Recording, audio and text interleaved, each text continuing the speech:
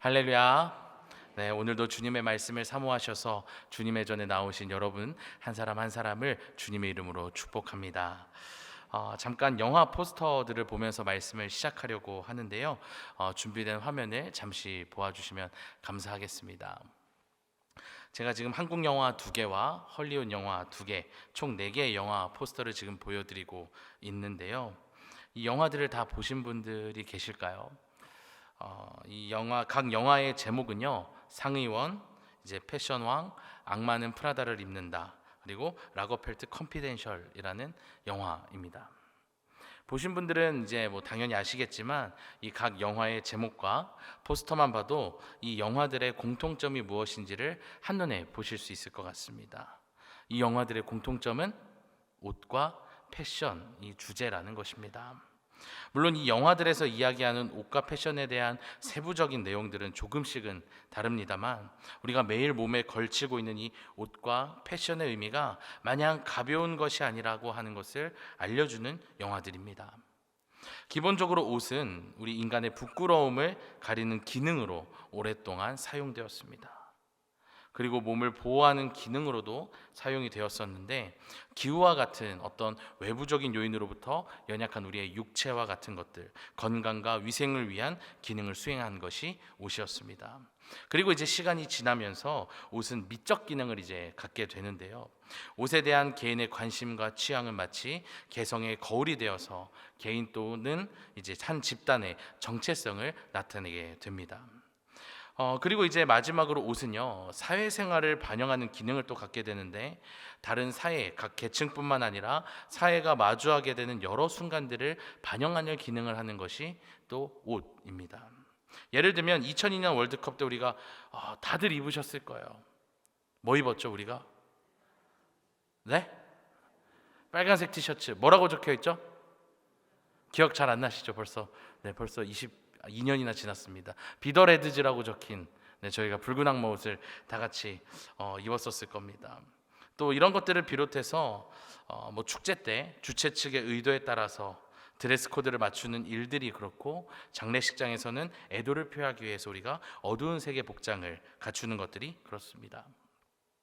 그리고 오늘 함께 살펴볼 성경 안에서도 옷에 대한 진술을 매우 다양하고 풍부하게 하고 있는데요.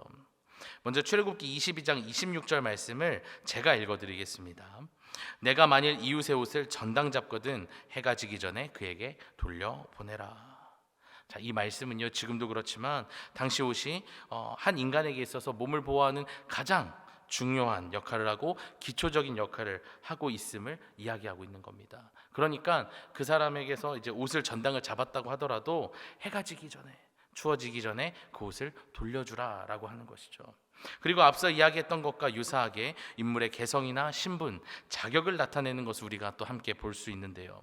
창세기 37장 3절에 기록된 야곱이 요셉에게 입혀주었던 이 채색 옷은 각기 다른 색상의 여러 천으로 만들어진 옷이었습니다. 또 긴 소매가 달린 겉옷으로 부모의 특별한 사랑과 그 혈연 관계를 표시하는 놀라운 상징을 갖고 있었던 옷이 채색 옷이었습니다. 또 나아가 우리가 또 잘 알고 있는 룻기의 보아스의 옷자락과 또 사무엘상에 등장하는 다윗이 배웠던 사울의 옷자락을 통해서는 우리가 옷이 신분과 자격을 상징한다라는 것 또한 알 수가 있습니다. 그 외에도 우리는 옷이 가진 여러 성경의 의미를 찾아볼 수가 있지만, 오늘 우리가 함께 살펴볼 또 중요한 점은요, 옷이 강한 힘을 드러낸다라는 것입니다. 열왕기하 2장 14절 말씀입니다. 엘리야의 몸에서 떨어진 그의 겉옷을 가지고 물을 치며 이르되 엘리야의 하나님 여호와는 어디 계시니까 하고 그도 물을 치매 물이 이리저리 갈라지고 엘리사가 건너니라.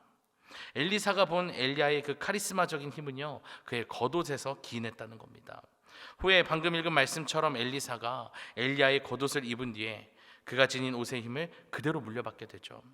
그때 엘리사는 자신에게 걸친 그 엘리야의 겉옷을 통해서 예언자의 사명과 역할을 다시금 깨닫게 됩니다. 이렇게 성경에서는 옷을 단순히 몸을 가리는 기능을 넘어서 아주 중요한 의미와 강한 힘을 가지고 있다라고 여겼는데요. 그렇다면 성경에 등장하는 다른 옷으로 갈아입는 행위는 또 어떤 것을 의미할까요? 옛날에는 특별한 옷을 갈아입는 것으로 내가 내적 본질, 내적 본질을 변화시킬 수 있다라고 생각했습니다.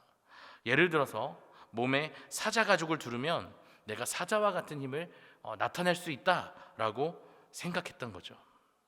에드가 올로트의 책 라 리벨라시옹에서는요, 옷은 제2의 나 자신이 되고, 여러 성경에 등장하는 옷을 받거나 입는 것 또는 옷을 갈아입는 모습들은 소속이나 신분의 변화보다 내면적 삶의 변화를 의미한다라고 이야기합니다.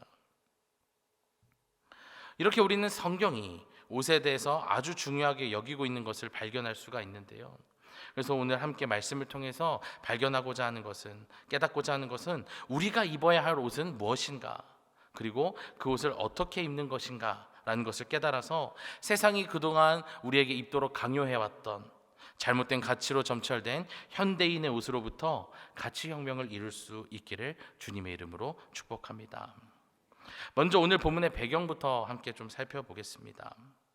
하나님께서는 금송아지 우상숭배 사건 이후에 이스라엘 백성들과 새롭게 언약을 맺으십니다. 그리고 모세에게 마지막 사명을 주시는데 그것은 바로 성막을 만드는 일이었습니다. 모세는 손재주가 좋았던 브살렐과 오홀리압을 시켜서 성막을 지을 재료들을 준비시키고 성막 안을 채울 기구들을 준비하게 합니다. 그리고 그 순서의 마지막으로 이제 제사장의 옷을 만들게 하는데요. 당시 제사장의 옷은 여러 가지로 구성되어 있었습니다. 그림 하나를 또 함께 보도록 하겠습니다. 지금 보고 계신 것이 이제 제사장의 옷인데요. 겉옷 위에 입은 앞치마 같은 것을 이제 에봇이라고 하는데, 이것은 대제사장의 이제 어깨에 걸치게 되는 것입니다. 그리고 보시는 것처럼 이제 가슴에 흉패가 있는데, 그곳에는 12지파를 상징하는 보석들이 하나하나 달려 있습니다. 그리고 에봇 안쪽으로 푸른색 긴 옷이 이제 치마처럼 있고요. 그 안에는 하얀 속옷이 있었습니다. 자, 그리고 머리를 보면 잘 보이실지 모르겠는데 제사장이 쓰는 모자가 있습니다. 그 모자 앞에는 금패를 붙였고, 그 금패에는 여호와의 성결이라고 하는 단어가 이제 히브리어로 새겨져 있었습니다. 이렇게 제사장의 모자를 끝으로 제사장의 옷 준비가 마쳐지자 이어지는 32절에서 다음과 같은 말씀이 등장을 하게 됩니다. 우리 32절의 말씀, 출애굽기 39장 32절 말씀 함께 읽어보겠습니다. 시작. 이스라엘 자손이 이와 같이 성막 곧 회막의 모든 역사를 마치되 여호와께서 모세에게 명령하신 대로 다 행하고. 아멘. 제사장이 쓸 모자와 이제 모자에 달 금패를 다 만들고 나니까 32절에서 이것으로 성막 곧 회막의 모든 역사를 마쳤다라고, 성막과 회막을 세울 준비가 다 끝났다라고 기록하고 있습니다. 찾아보시면 아시겠지만 출애굽기 36장부터 38장까지의 내용을 살펴보시면 성막을 완성하기 위해 수많은 재료들과 기구들이 준비가 됩니다. 자, 그런데 어째서 그중 맨 마지막 순서가 하필 제사장의 옷이었을까요? 그것은 아마도 성막 안에서 직접 하나님의 일을 감당할 제사장들이 입을 아주 중요한 옷이었기 때문에, 가장 중요했기 때문에 가장 마지막에 심혈을 기울여 만들게 한 것은 아닐까 싶은데요. 그래서인지 하나님께서는 오늘 본문 출애굽기 39장 1절의 기록처럼 모세에게 직접 그 재료와 만드는 방법을 하나하나 지시하십니다. 그러니까 제사장의 옷은요, 브살렐과 오홀리압의 어떤 취향이나 아론의 취향에 따라서 만들어지지 않았다는 겁니다. 아론 어떤 스타일이 좋아? 이렇게 물어보지 않았다는 거예요. 나는 이런 디자인이 좋겠는데, 이런 것이 아니라 하나님의 뜻에 따라서, 하나님의 계획에 따라서 만들어졌다는 겁니다. 그리고 이것은요, 성소에서 하나님을 섬기는 제사장들은 일상생활할 때 입는 옷이 아닌 구별된 옷을 입어야만 했다는 것입니다. 이 옷이 아니면, 이것이 아니면 하나님께 나아갈 수 없었다라는 것이죠. 그렇습니다. 아론을 비롯한 레위인들이 제사장 가정으로 쓰임 받았던 이유는요, 그들이 특별히 거룩해서가 아니라 하나님께서 그들의 백성들 중에 거룩히 구별하셨기 때문이었습니다.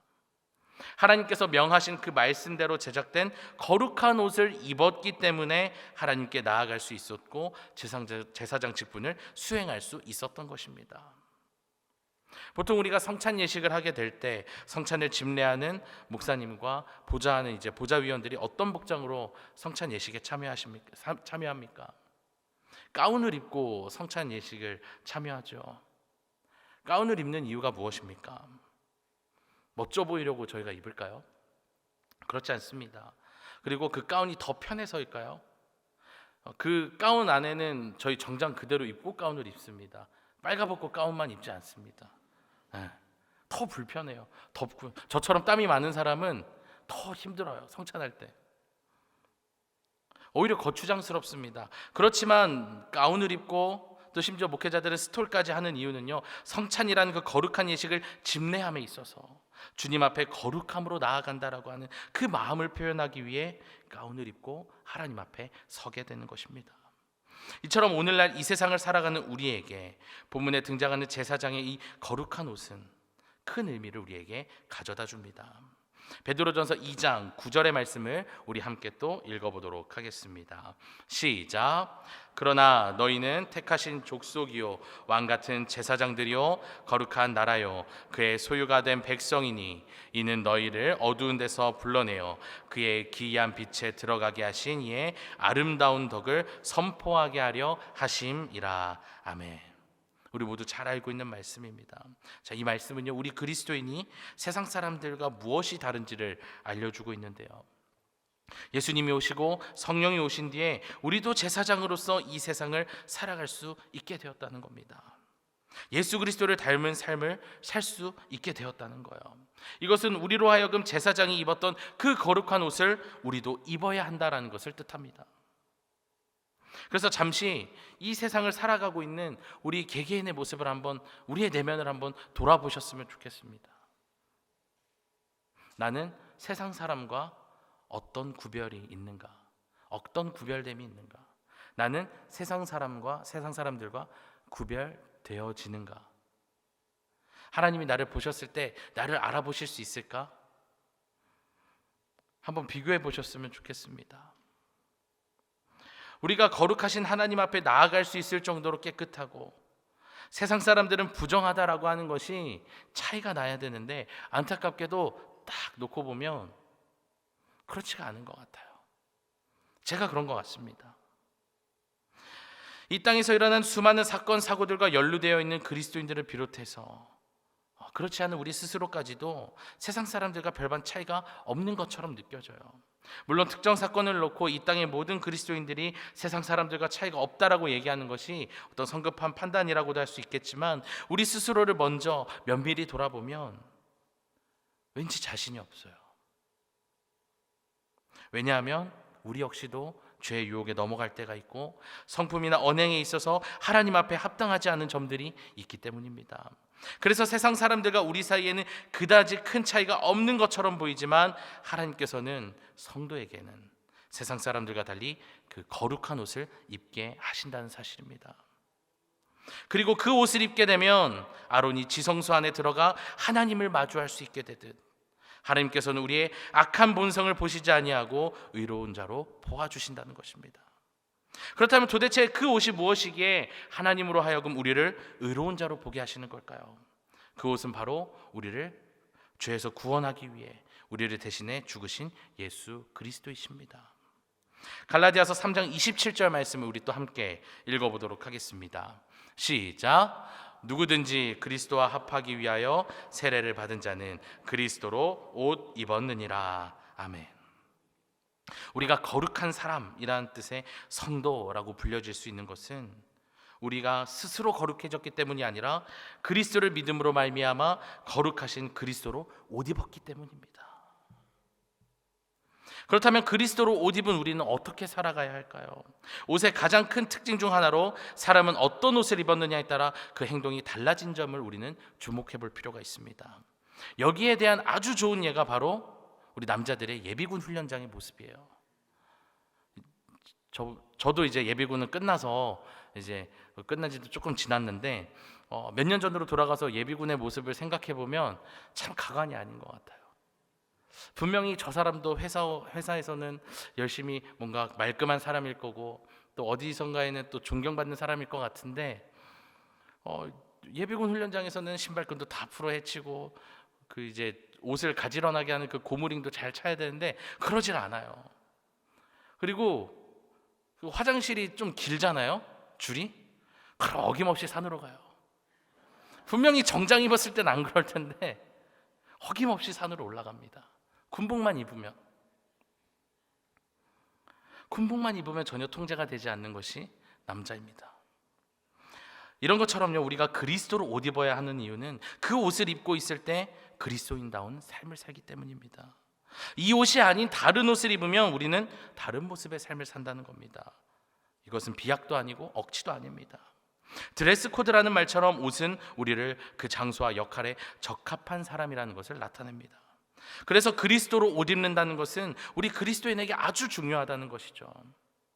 그리고 옷의 또 다른 특징에는 입을 수도 있고 벗을 수도 있다는 특징이 있는데, 이것이 우리가 입는 보통의 옷을 기준으로는 개인의 취향에 따라서 스타일링을 할 수 있다는 것에선 아주 좋은 것처럼 보이지만, 오늘 말씀을 통해서 이야기하려는 그 거룩한 힘을 담고 있는 그리스도의 옷에서 그것은 그다지 좋은 특징은 아닙니다. 왜냐하면 주님을 통해 새로 입게 된 이 거룩한 옷을 우리가 쉽게 훌러덩 벗어버릴 때가 있기 때문입니다. 입을 땐 좋지만 벗을 수도 있다는 것이죠. 어째서 우리는 이 옷을, 이 귀한 옷을 쉽게 벗어버리는 걸까요? 그것은 이 거룩함의 옷, 그리스도의 옷이 불편하기 때문일 겁니다. 출애굽기 39장 5절 말씀 우리 다시 함께 읽어보도록 하겠습니다. 시작. 에봇 위에 에봇을 매는 띠를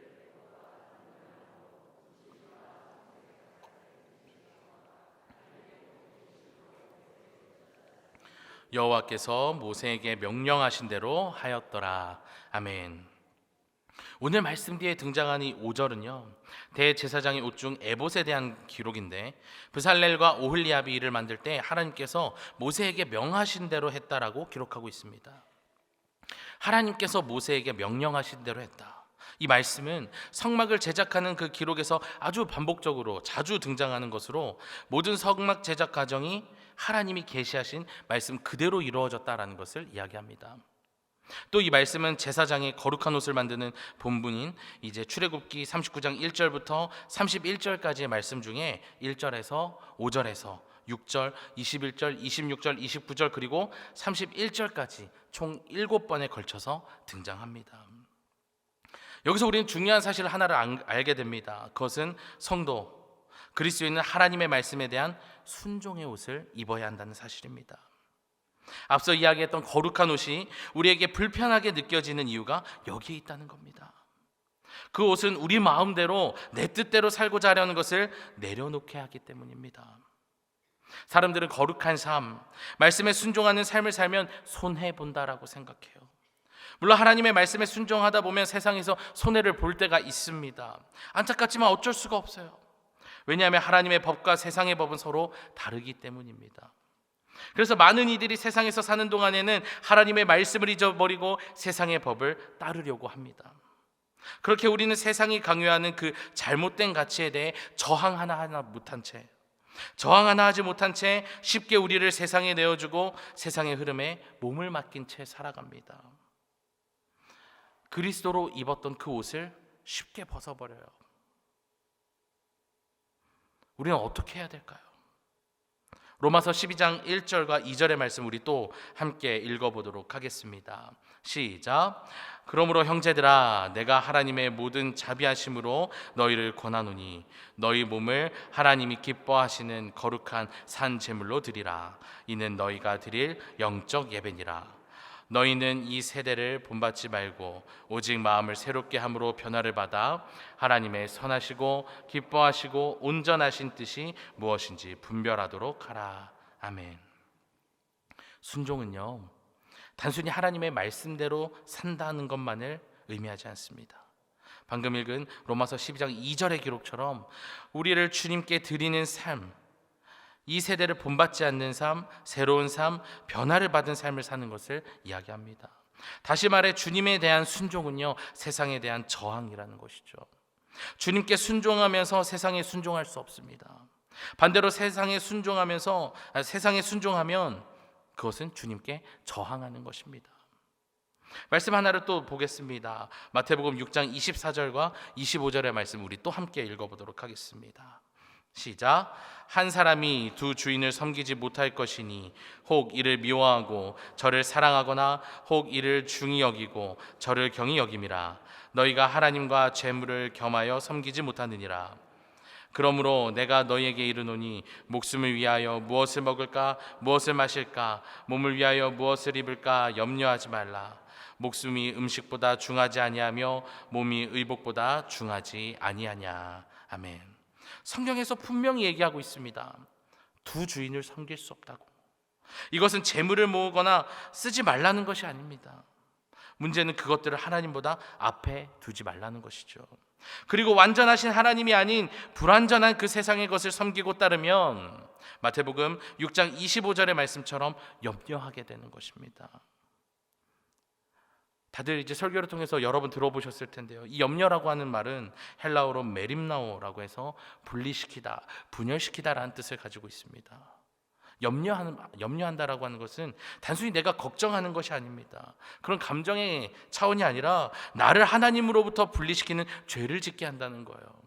즉 돈을 섬기고 권력을 섬기면 그 안에서 생겨나는 염려로 인해서 내가 하나님과 멀어지게 된다는 겁니다.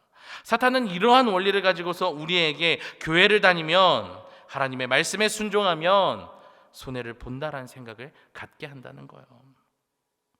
그래서 우리는 그리스도로 옷 입는 것이 불편한 겁니다. 하지만 꼭 기억하십시오. 하나님의 말씀에 순종하는 그리스도로 옷을 입고 사는 사람은 하나님의 나라에 들어가는 삶을 살게 된다는 것입니다. 그리스도로 옷을 입지 않는 이는 하나님의 나라에 들어갈 수가 없다는 것입니다. 여호수아 1장 8절 말씀입니다. 이 율법책을 내 입에서 떠나지 말게 하며 주야로 그것을 묵상하여 그 안에 기록된 대로 다 지켜 행하라. 그리하면 내 길이 평탄하게 될 것이며 내가 형통하리라. 제사장의 옷과 함께 성막을 완성한 모세가 죽고 난 뒤에 하나님께서 여호수아를 세우시면서 약속하셨던 말씀입니다. 이것을 한 문장으로 요약하면요, 순종이 너를 형통하게 할 거야 라는 것입니다. 오늘 말씀을 시작하면서 영화 포스터를 또 보여드렸었는데 마지막으로 또 영화 포스터를 하나 더 보려고 합니다. 영화 암살이라는 영화인데요, 독립투사들에 대한 이야기를 담고 있는 영화입니다. 이 영화에서 이정재 씨가 연기했던 염석진, 이 염석진은요 독립투사였지만 나중에 이제 동료를 배신했던 사람입니다. 스파이였는데요, 나중에 아주 오랜 세월이 지난 뒤에 염석진은 왜 동지를 팔았냐라고 하는 독립군 부하들로부터 물음에 이렇게 대답을 합니다. 몰랐으니까. 해방될지 몰랐으니까 배신했다는 겁니다. 자, 이 등장인물 염석진의 입장에서 당시의 상황을 좀 보자면요, 젊은 날에 애국심에 불타올라서 항일운동, 독립운동을 시작했지만 이 일본의 지배가 끝나지 않을 것 같은 겁니다. 영원히 지속될 것 같은 거예요. 아무리 내가 일본 사람을 죽이고 일본군 대장을 죽이고 해도 바뀌지가 않는 거예요. 심지어 일본은 그들 스스로 대일본 제국이라 말할 만큼 전 세계에서 일본의 영향력이 계속 커져만 가고 있었습니다. 이것을 계속 지켜보던 그는 저항이 아닌 순응을 선택하게 된 것이죠. 이 저항이 아닌 순응을 선택한 이 염석진의 모습은 마치 이 시대를 살아가고 있는 그리스도인의 모습, 우리의 모습과 유사한 것 같습니다. 그러나 말씀드리고자 하는 것은 분명 언젠가 우리에겐 심판의 때가 찾아온다는 것입니다. 그때 가서 이 염석진과 같이 주님 앞에서 몰랐으니까 라고 외치는 그 불상사가 우리에게 일어나지 않았으면 좋겠습니다. 그래서 모두들 오늘 말씀을 기억하셔서 순종의 옷, 그리스도의 옷을 입어 하나님 나라 안에 기쁨으로 들어가는 영광과 그 은혜를 누릴 수 있기를 소망합니다. 그렇다면 마지막으로 우리가 이 옷을 입기 위해는 어떻게 해야 될까요? 우리의 마음에 항상 간절함을 갖도록 해야 합니다. 이 간절함이란 말이 좀 추상적인 것 같지만 성경에 보면 이 간절함을 잘 표현한 이야기가 하나가 등장을 합니다. 바로 마가복음 5장에 기록된 혈루병 걸린 여인의 이야기입니다. 12년간 몸에서 피를 흘리는 병에 시달렸던 그 여인은요, 몸의 치유를 위해서 마을에 찾아온 예수님께 나아가기로 이제 마음을 먹습니다. 하지만 이 혈루병, 유출병과 같은 병에 걸린 이는 이제 이전에 우리가 겪었던 코로나 확진자를 격리하는 것처럼 집 안이나 마을에 정해둔 곳에서만 지내야만 했었습니다. 그런 여인이 예수님을 보기 위해서, 만나기 위해서 밖으로 나온다라고 하는 것은요, 여러 법적 처벌을 비롯해서 수많은 사람들의 따가운 시선을 견뎌야 했다는 것입니다. 여러 가지 위험을 감수해야만 했습니다. 그런데 그런 위험을 무릅쓰더라도 쉽게 갈 수 없는 이유가 또 있었는데, 예수님 주변에는 예수님을 보기 위해 몰려든 사람들이 너무나도 많았다는 겁니다. 몸도 성치 않았던 그 여인이 수많은 인파를 뚫고 예수님께 다가가서 치료를 받는다는 건 보통 일이 아니었다는 겁니다. 그래서 그녀는 작전을 세웠습니다. 예수님을 만나서 하나부터 열까지 저의 상황이 이러합니다, 저러합니다가 아니라 그냥 내가 저 지나가는 예수님의 옷자락이라도 손을 대어보자라는 것이었어요. 옷자락에 손을 대면 병이 낫는다, 말이 될까요? 그런데 그 여인의 간절함은요, 그런 믿음과 그런 생각을 갖게 했고, 정말로 여인은 그 옷자락에 손을 대는 것으로 12년간 앓고 있었던 병을 치유받게 되죠. 사랑하는 춘천조항교회 성도 여러분, 여러분에게 이 여인과 같은 간절함이 있으십니까? 이 간절함이 없는 이들은 세상의 여러 유혹과 어려움 앞에서 쉽게 그리스도로 입었던 그 옷을 벗게 됩니다. 여인이 간절함으로 예수님의 옷을 향해서 손을 뻗었던 것처럼 우리도 그 간절함으로 우리가 입어야 할 옷, 거룩한 옷을 입을 수 있기를 소원합니다. 말씀을 정리합니다. 주님께서 우리에게 옷을 주신 이유는요, 우리 스스로는 거룩해질 수 없기 때문이었습니다. 우리는 그 옷이 아니면 그리스도인이 아닌 죄인의 삶을 살아갈 수밖에 없습니다. 그리고 그 옷은 여인이 그토록 간절히 손을 뻗었던 옷, 예수님이 입고 계신 옷이며 예수 그리스도를 믿음으로 받게 되는 거룩함의 옷, 우리가 입어야 할 옷인 줄로 믿습니다. 비록 우리 안에 어느새 자리 잡은 여러 세상의 가치들로 인해서 그 옷이 불편하게 느껴질 수도 있지만, 우리의 생각을 바꾸어서, 우리의 마음을 바꾸어서 그리스도인으로서 입어야 할 거룩함의 옷을 입음으로 우리가 살아가는 그 삶의 곳곳에서 이전에 누리지 못했던 은혜를 누리고 만나는 수많은 사람들에게 선한 영향력을 끼칠 수 있기를 축복합니다.